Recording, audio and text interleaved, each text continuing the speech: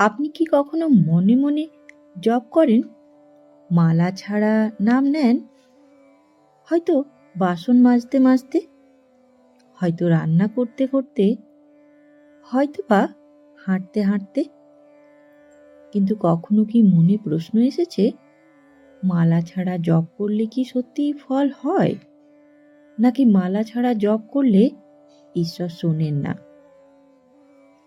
আজ আমরা আলোচনা করব এমন কিছু কথা যা বলেছিলেন স্বয়ং রামকৃষ্ণ পরমহংস এবং মা সারদা দেবী। আর তাদের কথা শুনলে হয়তো আজ আপনার জপের ধারণাই বদলে যাবে। ভিডিও শেষে আমি এমন একটা কথা বলবো যেটা জানলে আপনি হয়তো আজ থেকেই নতুনভাবে জপ শুরু করবেন। তাই ভিডিওটা শেষ পর্যন্ত দেখার অনুরোধ রইল।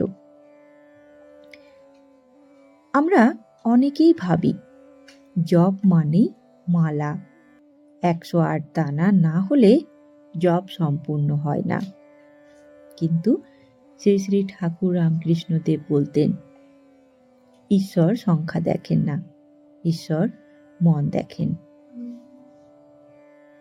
রামকৃষ্ণ কথামৃততে একটি জায়গায় ঠাকুর বলেছেন, ভগবান নামের মধ্যে আছেন, যে আন্তরিকভাবে ডাকে তিনি সাড়া দেন তার কাছে। এখানে কিন্তু কোথাও মালার কথা বলা নেই। এর মানে জপের মূল জিনিস মালা নয়, মূল জিনিস হলো মন। কিন্তু এখানেই একটা বড় প্রশ্ন আসে, তাহলে ঠাকুর নিজে মালা ব্যবহার করতেন কেন? এই প্রশ্নের উত্তর জানলে আপনার জপের ধারণা সম্পূর্ণ বদলে যাবে। আসুন তাহলে জানি মালার আসল উদ্দেশ্য। ঠাকুর শ্রী রামকৃষ্ণদেব বলতেন, মালা দরকার তাদের যাদের মন স্থির নয়। চলুন একটি বাস্তব উদাহরণ দিয়ে বোঝার চেষ্টা করি। যেমন একটি ছোট্ট বাচ্চাকে হাঁটা শেখাতে ওয়াকার দরকার হয়, তেমনি শুরুতে মনকে ধরে রাখতে মালার সাহায্য নেওয়া হয়। মানে মালা হলো সাহায্য, মালা হলো উপায়, কিন্তু লক্ষ্য নয়।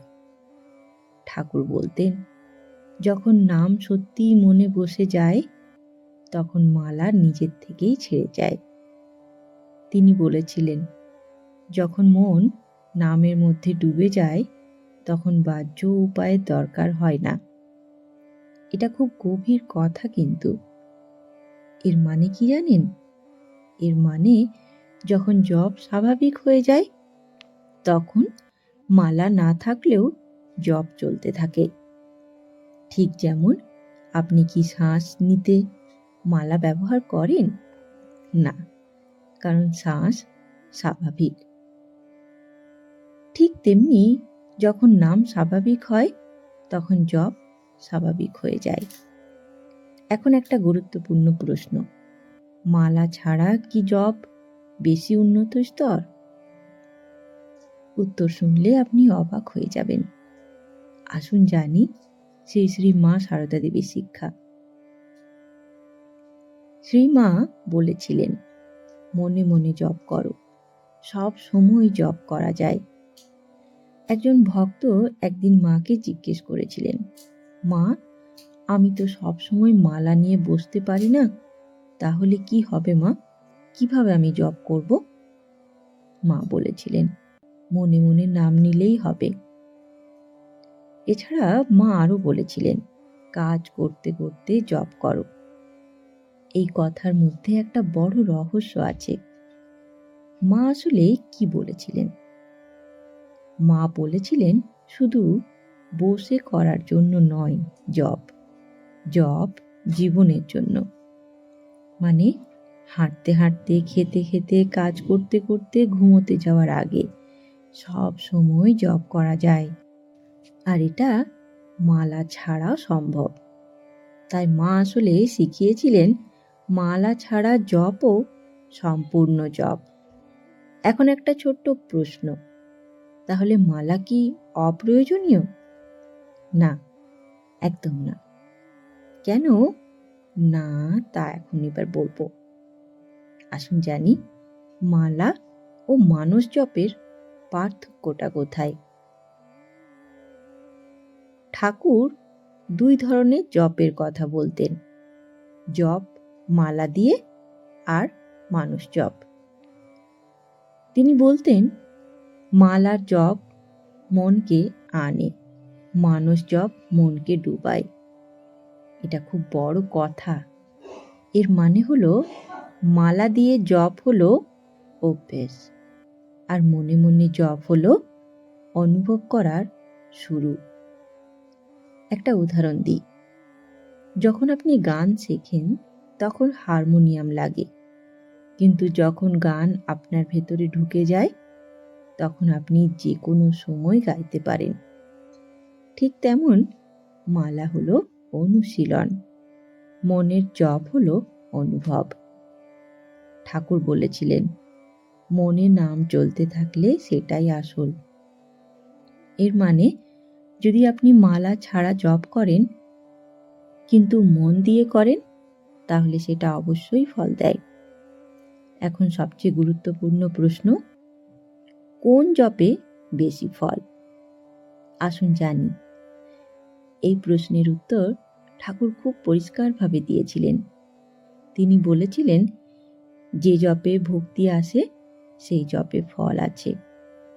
সংখ্যায় ফল নেই, আবেগে ফল নেই, ফল আছে ভক্তিতে। তিনি বলেছিলেন একবার সত্যি করে ডাকলে ঈশ্বর শোনেন। মানে 1000 বার যান্ত্রিক জপের থেকে একবার আন্তরিক জপ বড়। এটা শুনে হয়তো অনেকেই ভাবছেন তাহলে মালার দরকারই নেই, কিন্তু আপনার স্তরের ওপর নির্ভর করে এটা। যদি মন ছুটে যায় মালা নিন, যদি মন স্থির থাকে মনে জপ করুন। শ্রী মা বলেছিলেন মনকে নামের মধ্যে রাখো। তিনি কখনো বলেননি শুধু মালা নাও, তিনি বলেছিলেন নাম নাও। এবার একটা গভীর সত্য বলি, যেটা খুব কম মানুষ জানে। মালা ছাড়া জপের বিশেষ ফল। মালা ছাড়া জপের একটি বিশেষ উপকার আছে। এটা কি জানেন? এটা কন্টিনিউয়াস হয়। মালা নিয়ে আপনি 15 মিনিট বসবেন, কিন্তু মনে জপ করলে সারা দিন চলতে পারে। এটাই অ্যাডভান্স স্টেজ। ঠাকুর বলতেন তেলের ধারার মতো নাম চলতে থাকে। এটা মালা দিয়ে সম্ভব না, এটা সম্ভব মনে। এই মানুষ জপে অনেক সাধক উচ্চ স্তরে মন করেন, কিন্তু একটা বিপদও আছে। যদি মন না থাকে তাহলে মানুষ জপ ভেঙে যায়।